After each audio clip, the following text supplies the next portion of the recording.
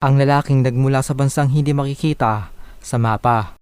Mga kaibigan, noong July 1954 sa Haneda Airport sa Tokyo, Japan, ay may isang desenteng lalaki ang dumating habang may daladalang briefcase. Tulad ng ibang mga pasahero, siya ay dumiretso sa customs na agad ikinagulat ng mga opisyal.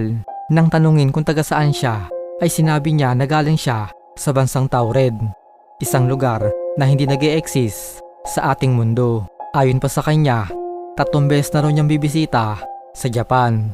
Ang kanyang lengguwahe ay French at marunong din siya mag-Japanese at iba pang wika. Nang hingi ng kanyang passport ay mas lalo pa silang naguluhan. Nakalagay dito ang bansang United Kingdom of Taured at may mga tatak mula sa iba't ibang bansang hindi rin nag-e-exist sa ating mundo. Nang ipakita sa kanya ang mapa, itinuro niya ang lokasyon ng Taured sa eksaktong lugar ng Andorra sa pagitan ng France at Spain.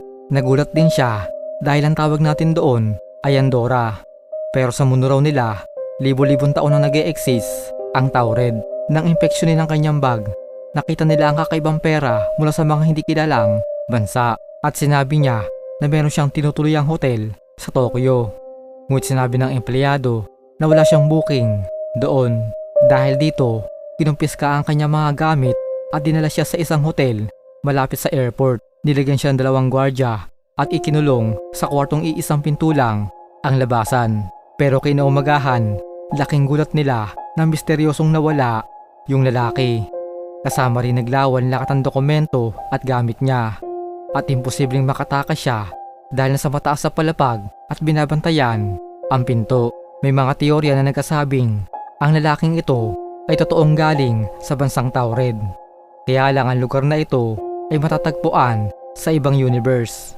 Sa hindi malamang dahilan ay nakapasok sa parallel dimension at napunta sa Haneda Airport.